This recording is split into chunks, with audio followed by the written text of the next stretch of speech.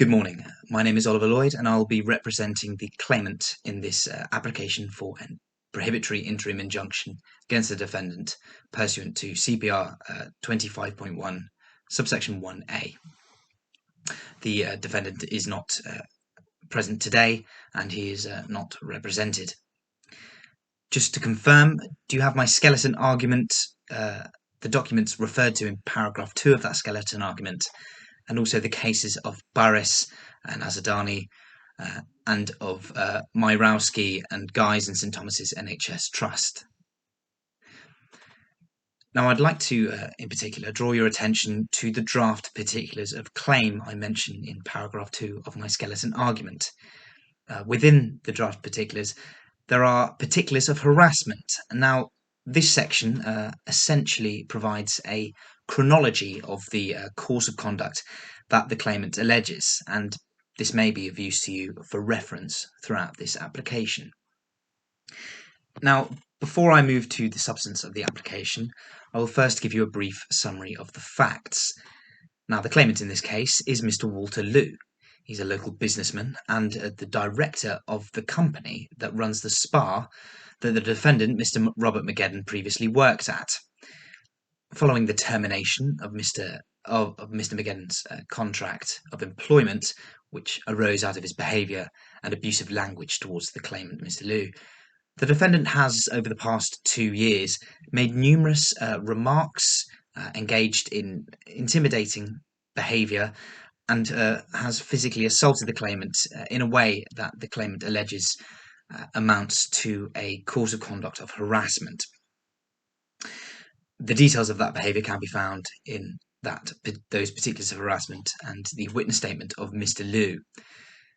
Now, Mr. Mageddon was arrested following the physical assault just 6 days before this hearing, and he was arrested on unconditional bail. However, he's since had to be escorted from nearby Mr. Liu's house, to which he later returned.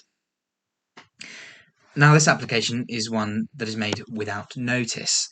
The solicitors, my instructing solicitors, could not find the address of Mr. Mageddon, despite reasonable attempts at trying to serve the witness statement and notice of this on his last known address. And in any case, the potential risk of harm and intimidation to the claimant have rendered this matter an urgent one. We are well aware that this, therefore, imposes the burden on the claimant of full and frank disclosure. All material facts that relate to this case, as well as any that potentially support any reasonable defence by the defendant, must be disclosed. Now, moving on to paragraph 8 of my skeleton argument, the relevant law. In this case, it is that of the Protection from Harassment Act 1997, in particular, sections 1, 3 and 7. Civil injunctions are found to have to pass a threshold of oppressive behaviour and behaviour that is capable of being criminal rather than merely unfortunate or unreasonable, and I refer to Lord Nichols in Myrowski, the case attached at his judgment at paragraph 30. Now, when granting an interim injunction and when deciding whether it is just and convenient to make an order, so you'll be well aware that the principles of American cyanamide are used, and I will now apply each of those principles to this case. Firstly, there is the question of whether there is a serious question to be tried. Now, it is clear from the facts of the case that the defendant has engaged in a course of conduct towards the claimant of intimidation, of aggression, and of violence designed to intimidate and hurt the claimant. Now, there have been numerous threats to the claimant over the course of the past 2 years. Now, this includes threats such as, "I'm going to do you when I get the fucking chance." That can be found at paragraph 11 of Mr. Liu's witness statement. Multiple repeated threats to Mr. Liu's son, Peter, including, "I'm going to fucking kill you, and you can tell your old man that I'm going to fucking kill him as well." That's at paragraph 20. and comments made as he was being dragged away from Mr. Liu after having attacked him, saying, "Tell him next time I'm going to fucking kill him," at paragraph 28 of Mr. Liu's witness statement. Mr. Mageddon has, on a number of occasions, used intimidatory tactics against Mr. Liu, including slowing down his car as he passed the walking Mr. Liu and staring at him. And that can be found at paragraph 13 of Mr. Liu's witness statement. Another tactic includes sitting close to his family home on 2 occasions. Now, the second, after having already been escorted away by the police. He's also been seen loitering near the Farn Away Health Club. You can find that at paragraph 36. This is another health club run by Mr. Liu's business. And here he was attempting to talk to club members. Now, Mr. Mageddon does not work at this club, and he was not attempting to use the facilities. The fact that there is no discernible reason for him to be there so far away from the area that he usually frequents suggests an attempt to interfere with Mr. Liu's business and get at him in that manner. There was also an incident in which an unprovoked attack on Mr. Liu outside of his local public house left Mr. Liu with a large facial cut, bruising, and a dislocated finger. You can also see from paragraph 28 that following this attack, Mr. Mageddon had a car waiting nearby for him to get away, suggesting that this was premeditated.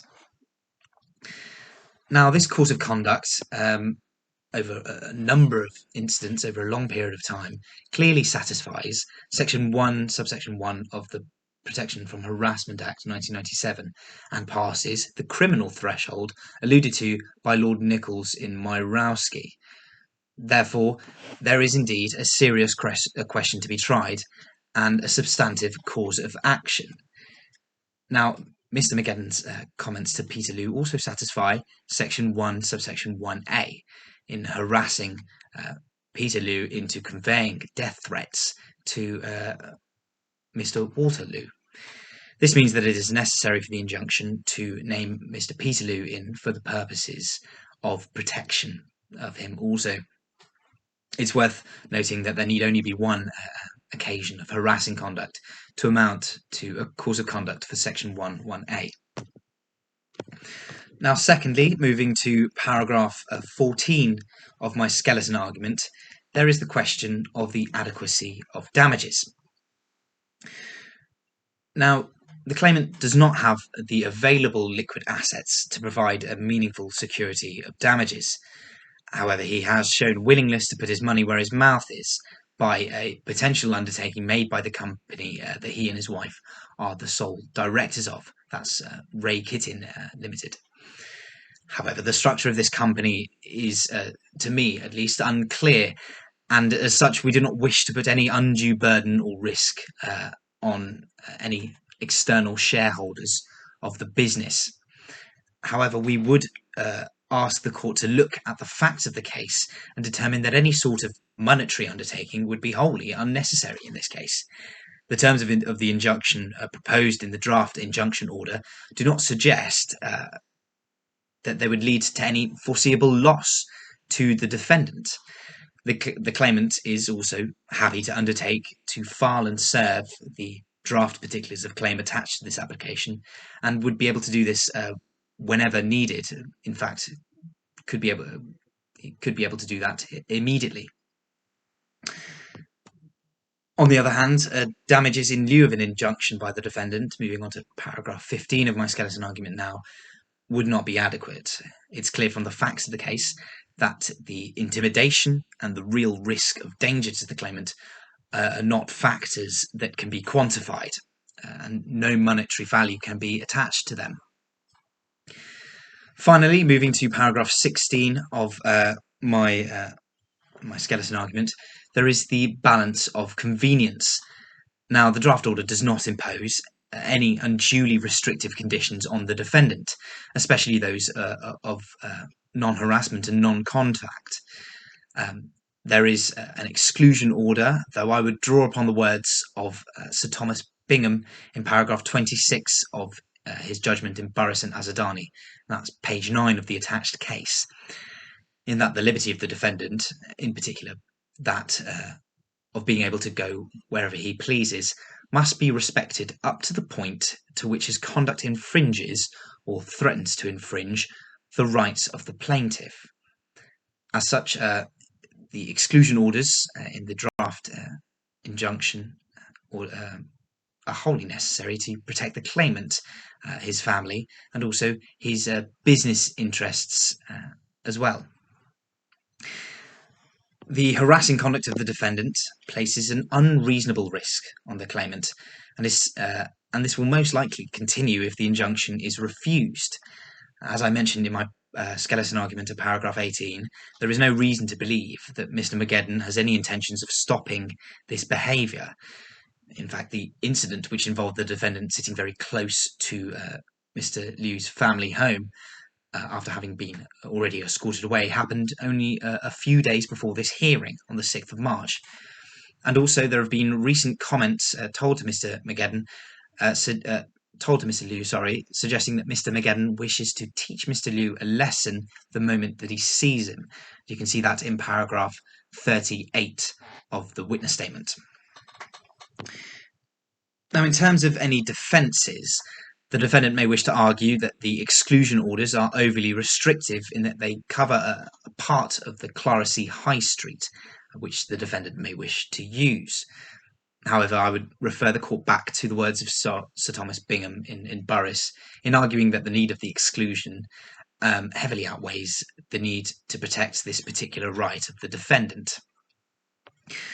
The defendant may also wish to argue that his conduct was reasonable. Now, Mr. Liu made comments, you can see at paragraph 15 of his witness statement, agreeing to resolve the matter once and for all. And also, in the interests of full and frank disclosure, there was a prior occasion in which Mr. Liu lashed out at Mr. Mageddon after Mr. Mageddon made lewd comments about Mr. Liu's wife. These may, to the defence, demonstrate a balance between the parties of aggression towards one another, perhaps rendering some of Mr. Mageddon's conduct a potentially reasonable response. It is, of course, up to the court to decide whether this amounts to a reasonable defence. I would argue that one singular comment during the events from Mr. Mageddon's termination and one event years previously are negligible in comparison to the extreme campaign of abuse that Mr. Liu has continually suffered. As a result, I would urge the court to grant the interim injunction in the terms set out in the draft injunction order, so that the claimant and his family and his businesses can be protected from the immediate risk and acts of violence by the defendant, and from indirect action undermining the claimant's business interests as well. So if you have any further questions, I hope I can be of assistance. If not, those are my submissions.